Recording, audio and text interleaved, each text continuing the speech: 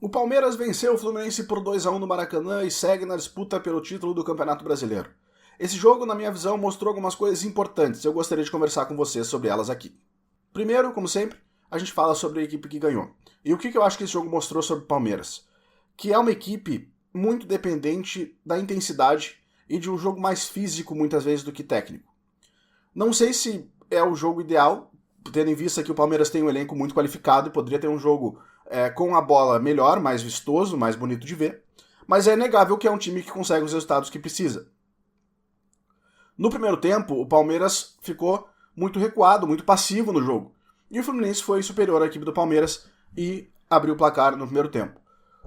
No segundo tempo, e aí o Palmeiras já tinha empatado no final do primeiro tempo, numa falha do Fábio, que é um goleiro que muitas vezes salvou o Fluminense, e uma hora ou outra vai acontecer, né? Acontece com os melhores também.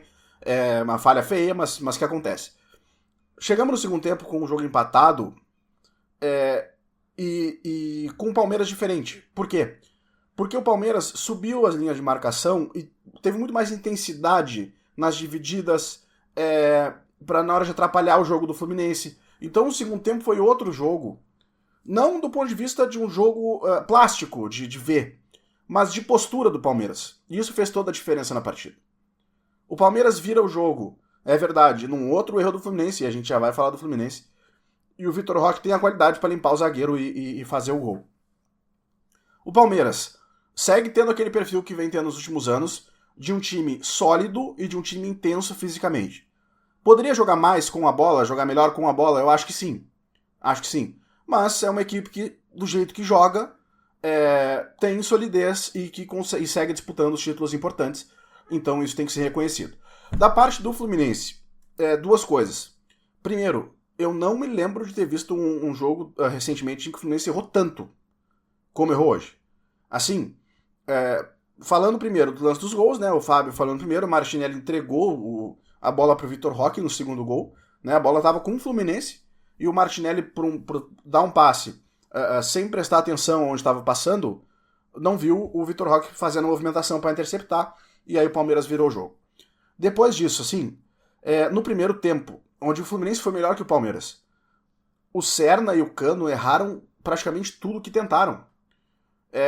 E aí isso entra na outra questão que eu acho que o jogo mostrou do Fluminense, que é o Fluminense tem que contratar. No final do jogo teve protesto da torcida contra o Mário Bittencourt, o presidente do Fluminense. Não sei se é por falta de contratação, protesto, não sei qual é a razão específica, ou se é só pela derrota, mas, na minha visão, o Fluminense precisa contratar. Pelo menos um ponta, o Arias saiu e o Fluminense ainda não repôs, e precisa de um centroavante. O Cano faz muito tempo que não está entregando aquilo que entregou no grande ano dele em 2023, quando o Fluminense foi campeão da América. Eu falo, como gremista, como torcedor de uma equipe que tem dificuldade em encerrar ciclos, eu tô vendo isso acontecer no Fluminense com o Cano. Tá tendo uma dificuldade de aceitar que o Cano de hoje não é o Cano de 2 anos atrás. E a hora é de procurar um outro centroavante. E o ponta, que pode ser o Inestrosa, do Atlético Nacional, mas seja ele ou seja outro, essa negociação perdão, tem que andar.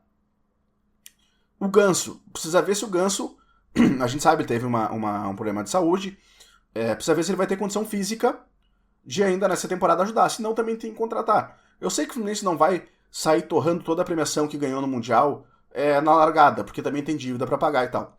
Mas algumas contratações são necessárias se o Fluminense realmente tem aquele objetivo, conforme o presidente falou lá quando o time estava saindo do Mundial, de vir para o Brasil para ser campeão de coisas importantes. Para ser campeão de coisas importantes vai ter que contratar.